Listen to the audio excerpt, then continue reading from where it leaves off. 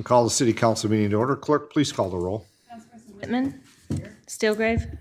Vining. Germaini. Lamore. Felder. Mayor Clark. Present, and ask we all please rise for the invocation and remain standing for the Pledge of Allegiance. In our deliberations and discussions this evening, may our efforts promote the good of the residents of this city and all who visit. I pledge Allegiance to the flag of the United States of America and to the republic for which it stands, one nation, under God, indivisible, with liberty and justice for all.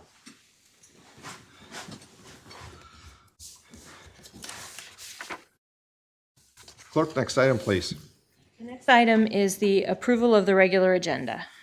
Thank you. I know we had some conversation at the work session. Mr. Pastu, if there's nothing further to add, I'll leave it to council regarding the agenda. Councilman Lamore? Yes, I'd like to amend the agenda to include under council action and authorization for the city manager to enter into a temporary employment agreement with Peggy Howard. Second. Okay, there's a motion by Councilman Lamore, supported by Councilman Felder, to amend the agenda to include the item as stated. Further conversation? Clerk, please call the roll. Whitman. Yes. Steelgrave. Vining. Germaini. Lamore. Yes. Felder. Mayor Clark. Yes. Next item, please. The next item is the consent agenda, and for item B, approval of payments to vendors, the amount should read $1,406,763.60, 1406763.60. Thank you. Are there any items on the consent agenda that council wishes to have pulled for further discussion? Any item on the consent agenda from council? Seeing none? Oh, Councilwoman Vining. 36122. Okay. Other items on the consent agenda? Any items on the consent agenda, those present here this evening wish to have pulled for further discussion? Seeing none? Motion would be in order. Your Honor, I make a motion that all agenda items not pulled for further review be approved and carried out and recorded by the clerk treasurer. So a motion by Councilman Lamore, supported by Councilwoman Germaini, that all items on the consent agenda not pulled for further discussion be accepted, placed in file, and actions carried out. Clerk, please call the roll. Yes. Steelgrave. Yes. Vining. Yes. Germaini. Yes. Lamore. Yes. Felder. Yes. Mayor Clark.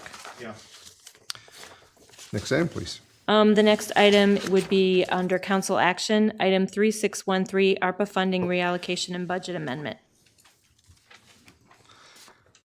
Mr. Pestu? Your Honor, we're asking City Council to consider an amendment to the fiscal year 22-23 budget, of which we would essentially pay the wages for public safety personnel using the Arpa money, which is appropriate, and in so doing, it would allow us greater flexibility in some of those Arpa funds for capital projects going forward. So,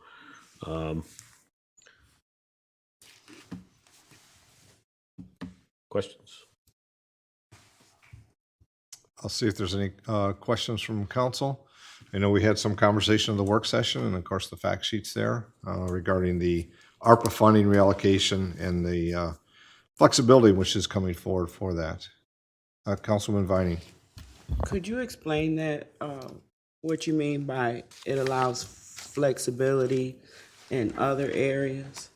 Well, by doing this, I think the first step is to understand that the use of ARPA funds to pay wages for public safety, police, and fire personnel is an appropriate use under the $10 million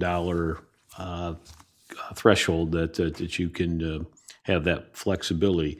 In doing so, what that does is it frees up the amount that we're paying out of those wages, that we can move that money previously budgeted for wages to future capital projects that may not fall under the federal procurement requirements and the details associated with it.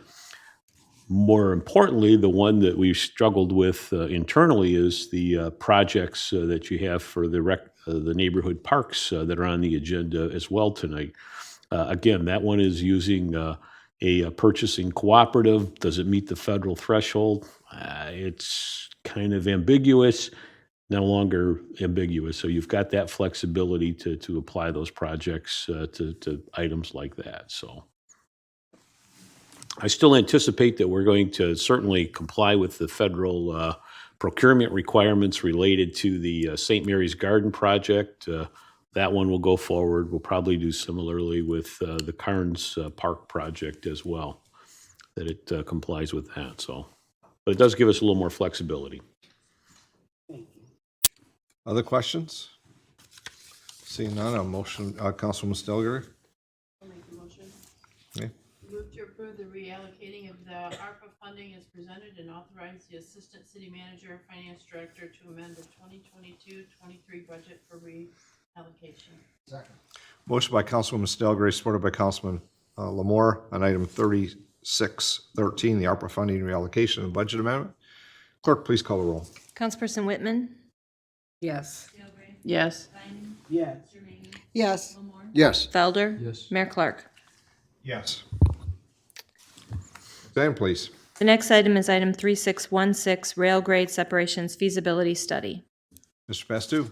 Thank you, Your Honor. Again, we talked about this at a work session about a month ago, and in essence, there is a substantial amount of federal funds out there that will be released related to dealing with rail grade separations. We clearly know the challenges and the calls that we all have received, particularly on the west side of town. And so with the Manick and Smith Group, we received a proposal in the amount of $85,900 and are recommending a appropriation of encumbrance of $99,000 that would have some contingency associated with that. And again, the feasibility study is prepping ourselves in the for the benefit of maybe tapping into some of these federal funds to address what we know to be a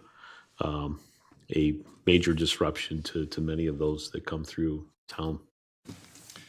Other questions from council for Mr. Pastu or the action item? I know that we've talked about it previously, and we recognize the need and can't really move forward if there's the opportunity and obtain funding for the opportunity, but until there's a feasibility study. So, Councilman Lamore? Just make a motion, Your Honor, that the City Council award a professional services contract for a rail grade separation feasibility study to the Manick and Smith Group in the amount of $85,900, that a total of $99,000 be authorized for this work to include a 15% contingency, that the professional services procurement policy be waived, that the Director of Engineering Public Services be authorized to execute any necessary agreements on behalf of the city, and that the Finance Director be authorized to make any necessary transfers, including appropriation of monies from the major street fund balance as needed. There's a motion by Councilman Lamore, supported by Councilwoman Stelgrave on item 3616, rail grade separation feasibility study. Clerk, please call the roll. Councilperson Whitman, Yes. Stelgrave, Yes. Vining, Yes. Jermaine, Yes. Lamore, Yes. Felder, Mayor Clark. Yes. Next item, please. 3615, professional services agreement, MLK Footbridge Rehabilitation Design. Mr. Pastu. Thank you, Your Honor. We're recommending council award a professional service agreement with Fishbeck in the amount of $82,000 for design work related to the rehab of the MLK footbridge over the River Raisin in downtown Monroe. Any questions for Mr. Pastu? Again, we've had conversations at our work sessions. I'll just make a quick comment. I thought the information was detailed, and the information from Fishbeck was great. Of course, they've done great work for us in the past as well. If there's no other comments, a motion would be in order. Councilman Stelgrave? I move that the City Council award a professional services contract for the Martin Luther King Jr. Footbridge Rehabilitation Project to Fishbeck in the amount of $82,000, and that the Director of Engineering and Public Services be authorized to execute any necessary agreements on behalf of the city. Motion by Councilman Stelgrave, supported by Councilman Lamore Item 3615, the professional service agreement for the MLK Footbridge Rehabilitation Design. Clerk, please call the roll. Councilperson Whitman, Yes. Yes. Vining, Yes. Jermaine, Yes. Lamore, Yes. Felder, Yes. Mayor Clark. Next item, please. The next item is item 3621, consideration to approve employment agreement with Mark Cochran as Economic and Community Development Director. Mr. Bastu? Thank you, Your Honor. The administration is requesting council to approve an employment agreement with Mr. Cochran as Economic and Community Development Director. The changes in his duties, including oversight of the building department as well as parks planning, special events, and parks maintenance as well.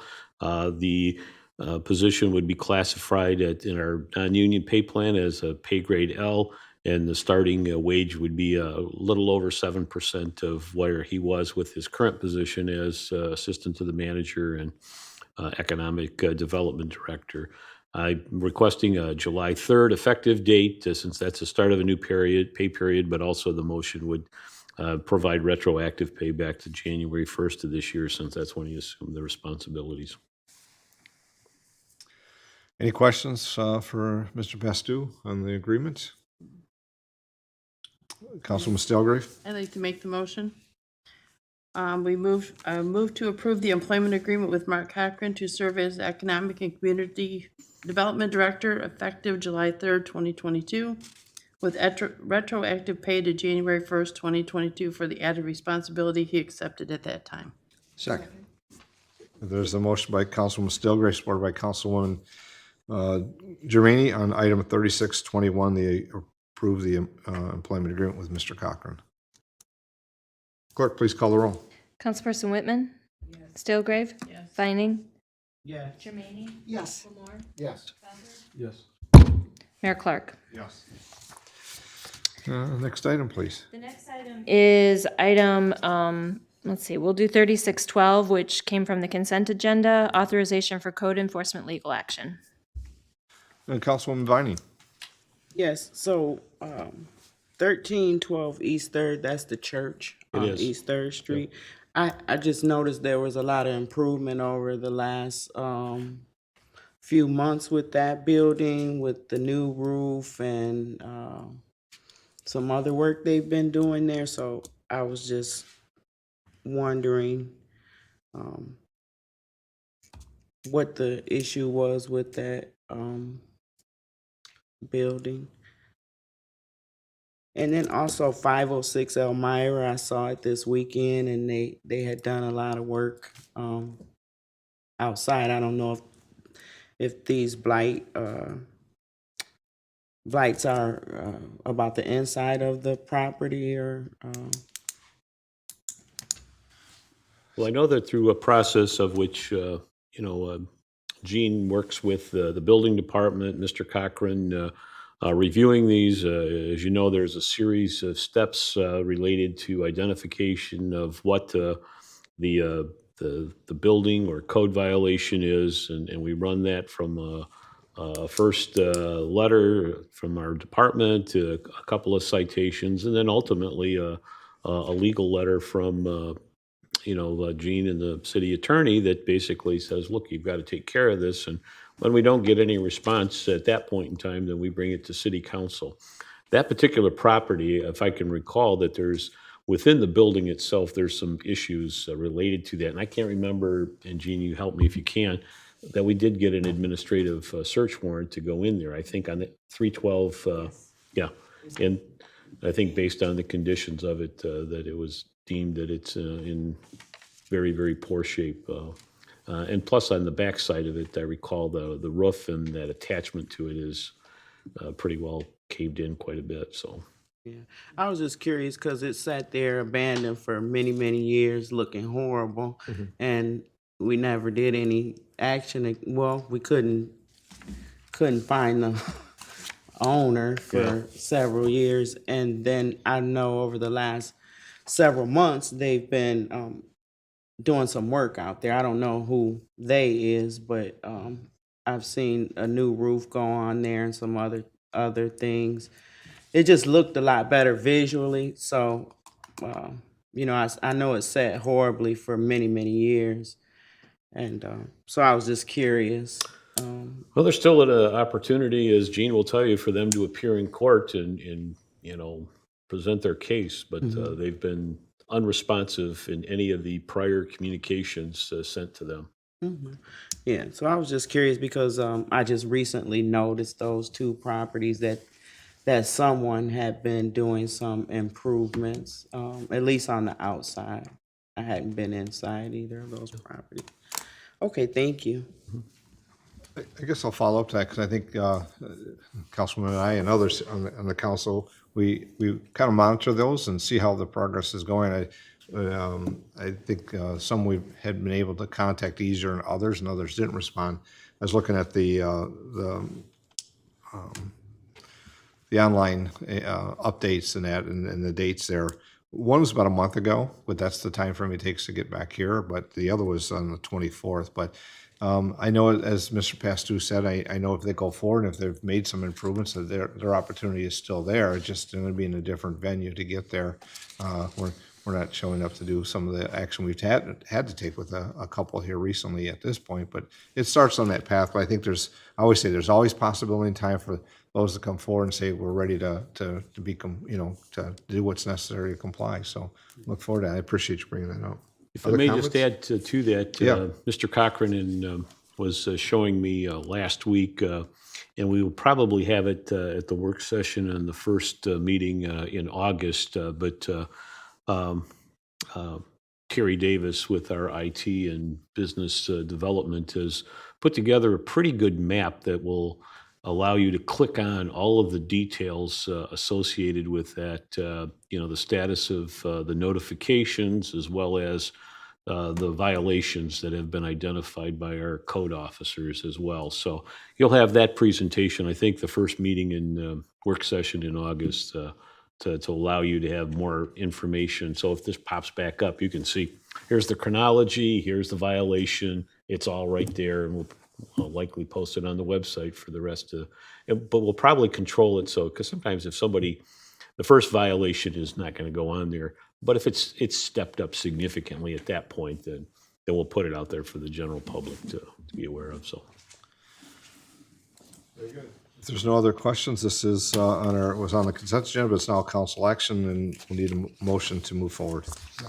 Motion to authorize the city attorney's office to proceed filing complaints and pursuing circuit court judgments to enforce blight abatement and/or code enforcement at 1312 East 3rd Street, 304 Winchester Street, and 506 Elmira Avenue. By Councilman Lamore, supported by Councilwoman Germaine on item 3612, the authorization for code enforcement legal action. Clerk, please call the roll. Councilperson Whitman? Steelberg? Yes. Jermaine? Yes. Lamore? Yes.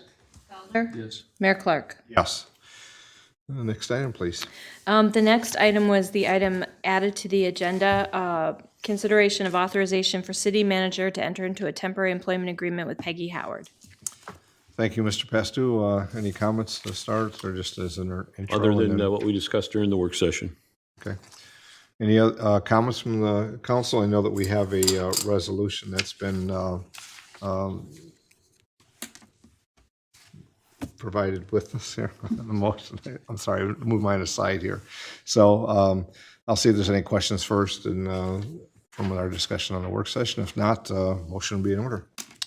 Your Honor, I'd make a motion to authorize the city manager to enter into a temporary employment agreement with Peggy Howard to assist in the transition process in the Human Resources Department in the amount of $2,000 per month for a not-to-exceed time period of 6 months. Support. Motion by Councilman Lamore, supported by Councilwoman Stelgrave on the employment agreement with Ms. Howard. Clerk, please call the roll.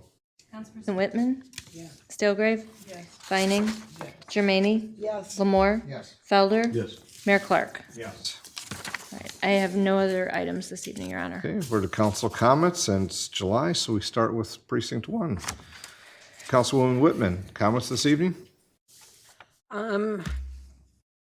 Just that I am really enjoying the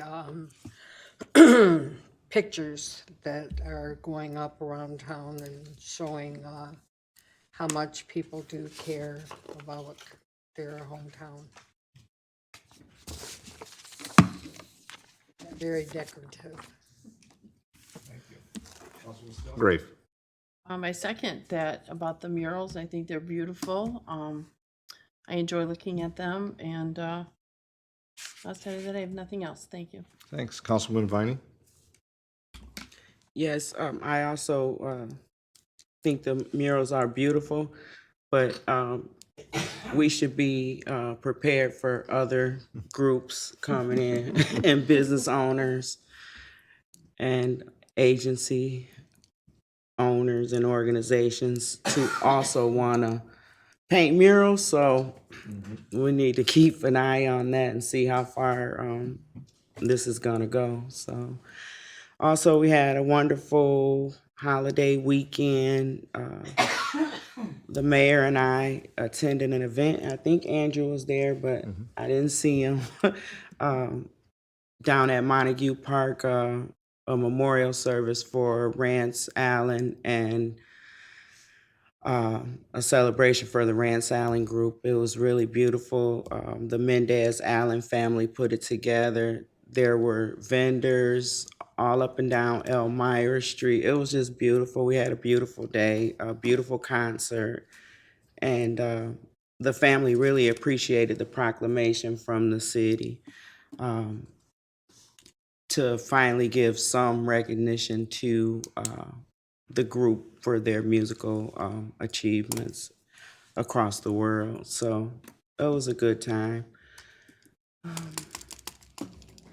I don't really have anything else. Thank you. Very good. Councilwoman Germaini? Thank you, Your Honor. Happy 4th of July to everyone. And tonight will probably be quieter than last night, aside from the storm and all the firecrackers going off and fireworks. I also was going to mention about the murals. They are beautiful, and it's just the tip of the iceberg, I'm sure, because more people will be wanting to put murals, and it's about time we've done it. So I'm happy that we finally did it. That's all, Your Honor. Thank you. Thank you. Councilman Lamore, sorry. Thank you, Your Honor. Yeah, I too would regard that same sentiment that the murals are beautiful. Add just an absolute perfect part of art to our beautiful city. And I do look forward to other people coming forward with more. So, I think the more the better, to be honest with you. And I think we can't make it any, it's definitely going to enhance what we have already. So far, so good. And I look forward to the future with more. And that's all, Your Honor. Thank you. Councilman Felder? Thank you, sir. Yeah, I was able to make it out to the Rance Allen Remembrance and Dedication. It was about 6 p.m. by the time I got there, so you guys were probably gone by then. I think I missed the presentation. My apologies. We also had the boards and commissions dinners not so long ago. So once again, thank you to all the residents who've stepped forward to serve the city in that way. And certainly thank you to the Battlefield for hosting. Hope everyone had a happy and safe Independence Day. The downtown wine crawl is coming up on July 15th, if anyone has a chance to get down to that and get some tickets. There's a lot of development projects happening, murals among them, that are materializing now that have been in the works for a while. And it's happy to see those materialize, but let's not forget the work that it took us to get to that place. And probably among these is the Lazy Boy development. I know that there's been a lot of staff time and a lot of discussions on this board that have taken place to get it to where it is now. And although a lot of the progress is seen at the tail end, all the work goes in at the front end. So it's important to that. And as we begin the next stage of our development projects, it's nice to know that some of these have quite a long lead time. Speaking of which, thank you to Jody Egan for her work on the rebranding project. I see that the water tower got repainted, and I know that was one of the things at the tail end of what was supposed to be our rebranding, and that's been a years-long process now. And then, of course, with the murals certainly are nice to see. I know that the murals were a project, but I do have a question for the city manager. Have we actually amended or altered our mural policy for the city, or is that going to be part of our update to the sign ordinance? Well, the murals are a separate license of which, when the city attorney drafted it, I had the difficulty understanding that we were the lessee. And the reality of it is we're leasing the space, if you will, on the private property for use of this and authorization. So there has been a license agreement that's been drafted that we would use so that we have, as a city, control of it and not fall within the sign ordinance itself. We're not looking to paint on the surface of the building fronts, but clearly to have, something that can be removed going forward, so. So essentially, we're leasing the sides of these buildings, of these businesses, and the businesses themselves are putting forward some of the cost of the artworks themselves, which is wonderful. I think it's a wonderful project, but as my colleagues are here saying, and we expect more to come in the future, that's not legally possible at this time. You cannot, as an individual business owner, take it upon yourself to say, these murals look wonderful, I'm going to do one on the side of my business. You can't. Exactly. Because we still have an unamended ordinance. Yep. Okay. Could we at one point have a discussion about that? I'm sure we will. Okay, thank you, sir. That's all the comments I have this evening. Thank you, Your Honor. Sure, I'll have a few. I'll try to be short or brief on those, but first one was about the murals, because while they do look great and people say, well, why couldn't we do this before? Well, the process that we went through it took time, and somebody came forward with a plan and a proposal, so it is currently within the current guidelines, but they don't, as Councilman Feller said and manager, the murals and are not permissible by ordinance in a certain way, but the way in which this was done is. So we are going to be revisiting the mural policy. How do we extend? How do we improve? How do we make it work? But we have to be cautious because, some of the buildings they went on were already painted. So if we have to go back because it's not maintained, it says in the agreement, we return to the condition that it was, which means you're just going to paint it back to the color it was. But we have historic buildings downtown that are not painted, that are brick, and that causes a complication because I don't know how you could restore it back if you're painting on something that's not been painted. There's other ways to do that, and that's in discussion. So I would say if there are those that are listening or have had interest, and I know he's had contact with a few different groups as well as people. Our Community and Economic Development Director, Mark Cochran, says anybody has an interest, send him a message, send him a call. He'll get back with you to have a conversation about it, about how we're going to move forward. But it is correct that there, painting on certain buildings in the historic downtown, then it will negate potentially historic tax credits, and you can't take it back to the way it was. So those aren't obstacles or hurdles. It's just the way in which we maneuver through this. And I think they are getting received well, but I think that how we move forward will be in a similar sense at this time until we have the opportunity for presentation from staff, but also conversation with the council. So I'll stop on that one. Some announcements and activities are coming up. Councilman Felder had mentioned the wine crawl for the DMBN downtown. It's always a great event, active. Hope people can come on down, even if you don't have a ticket to do the wine crawl. There's many other activities that are there as well.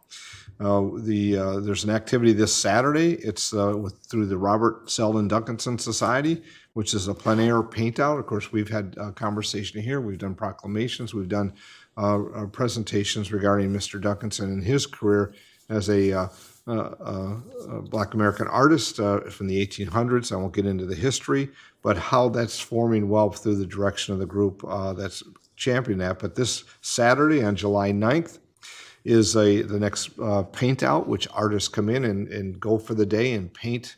Plein air is about out landscape painting and out in our community, and they come back at the end of the day and they have professional judges that will then announce winners for that. And there's opportunities you can't be there at 7 o'clock in the morning when they're registering. You have the time to go out through the day and see them about our community, or come back later at 5 when they're going to have the judging and see all the great artwork that's done here locally from our talent.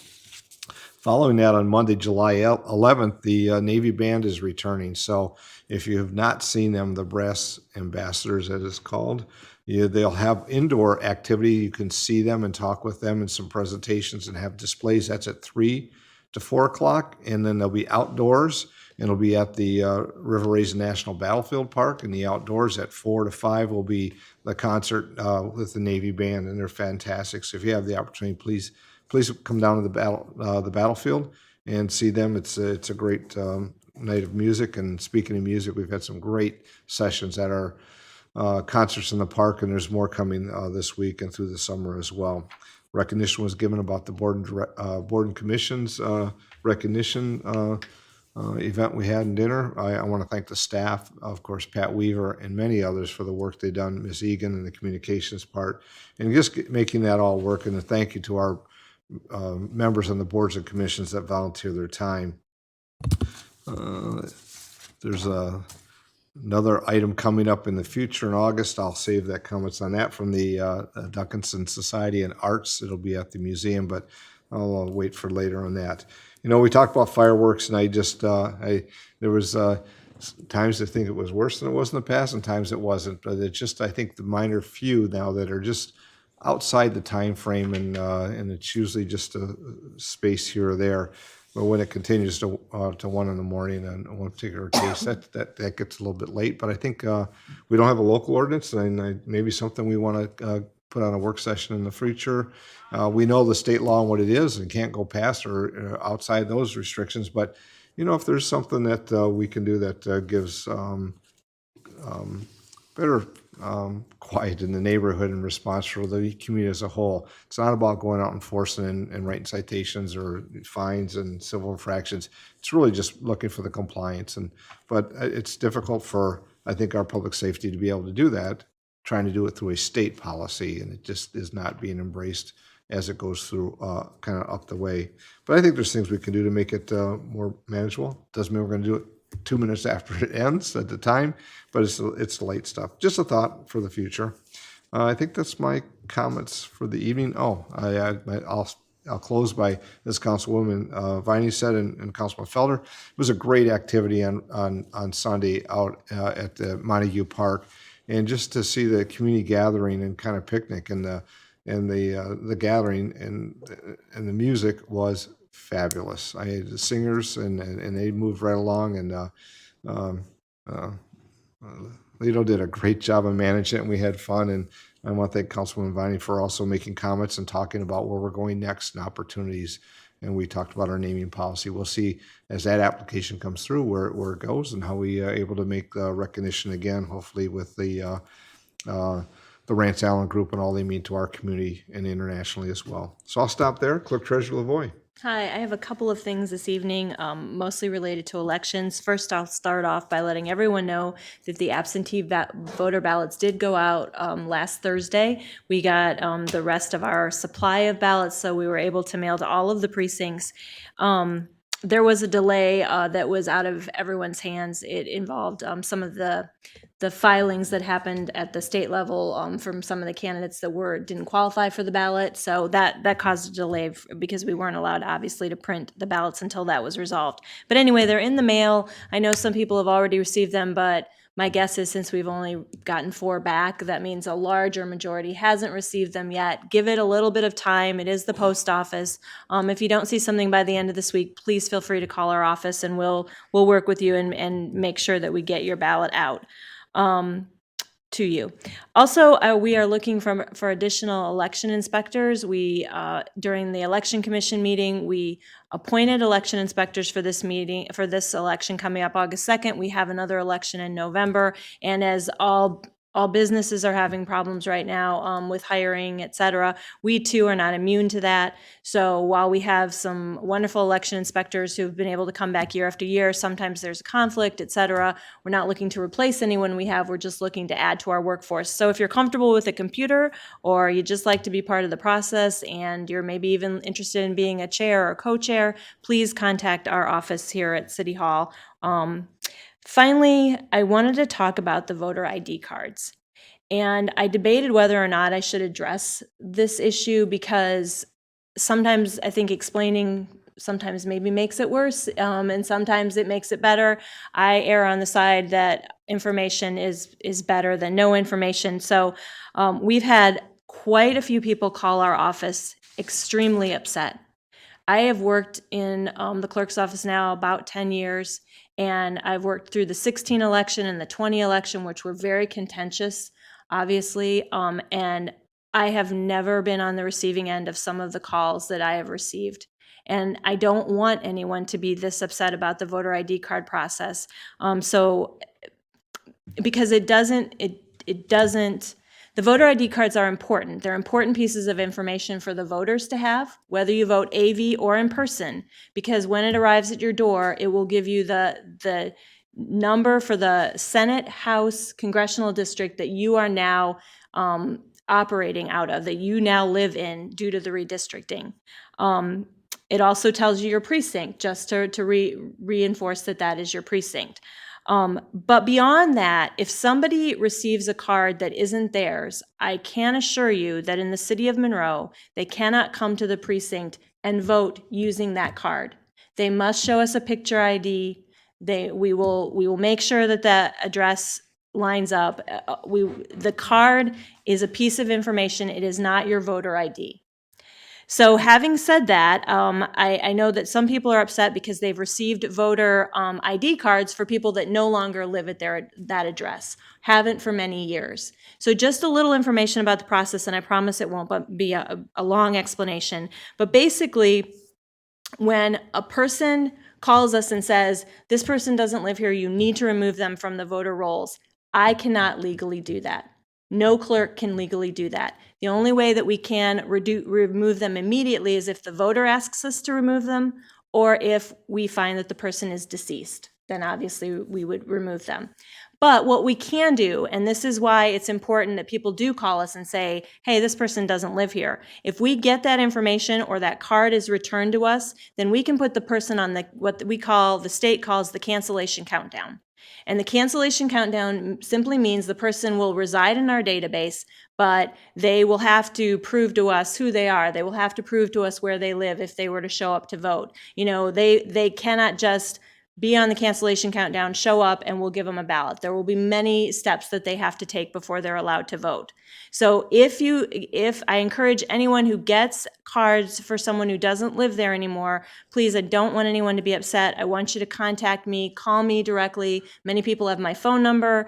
I'm available through Facebook, and I'm here at the office. Just give me a call. I'll work with you. I did it with a woman today. She gave me names. I went online and looked in our database. They hadn't voted for years. I don't disagree that they shouldn't be in the system anymore, but we have to follow the law. And so once they're added to the cancellation countdown, they must go through 2 federal elections without contacting us for them to fall off. So anybody that we hear of now who no longer lives at an address, if I cancel them now, they will stay on the database through the 2024 election.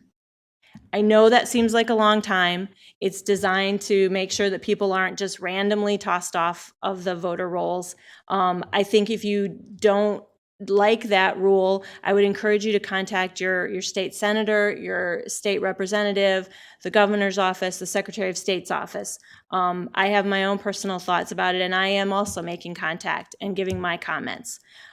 So I wanted everyone to know that, believe me, if a person has never voted and they and we send them something to your address and they don't live there, I would be happy to remove them, but I must follow the rules. And as long as they remain in the database, I will make sure that they don't have the opportunity to vote unless they show us all of the documentation that's necessary. So basically, I just wanted to share some of that information.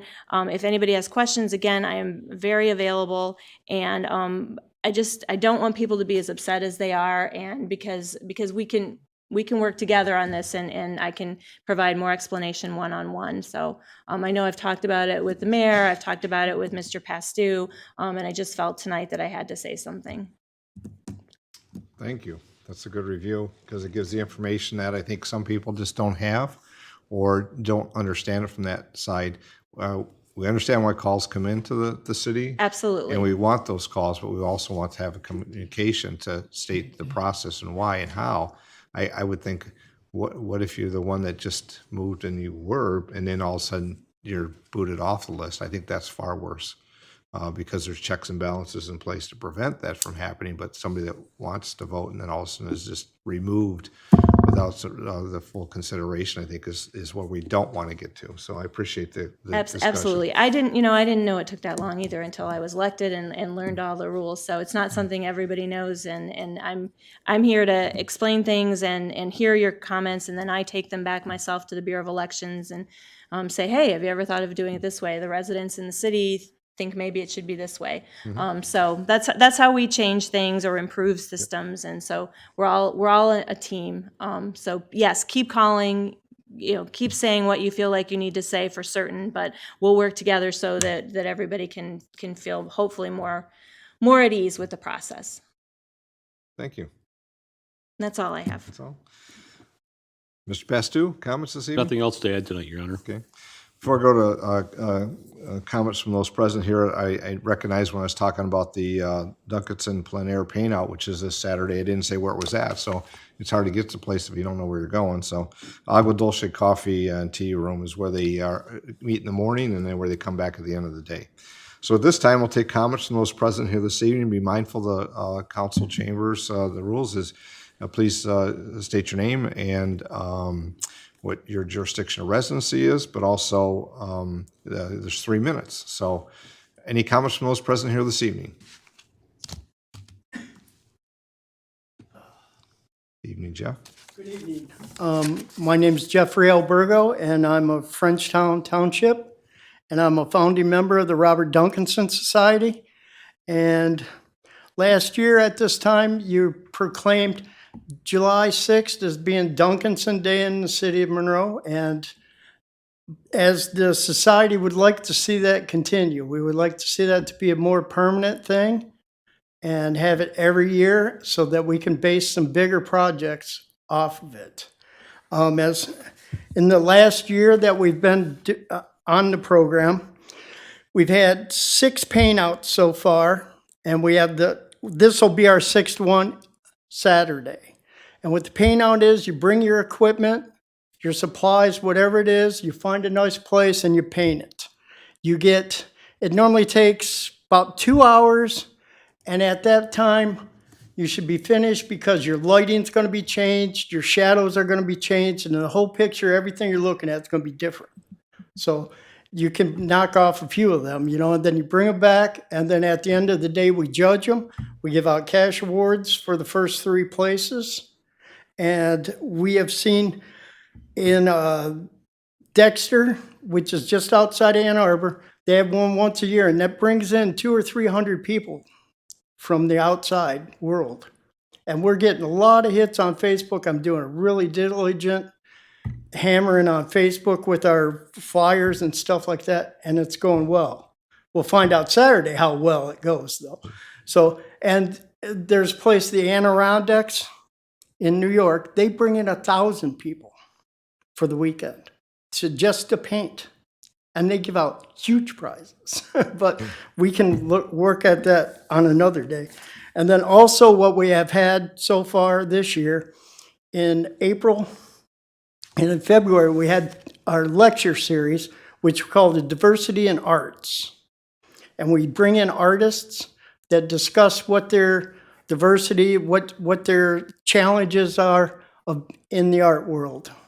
Being black in the art world, or being a minority, or being a woman, or whatever. This month is going to be Women in Arts and Literature, because Duncanson did base some of his paintings on literature, on poems, on sculptures, on different things that he had seen, on books.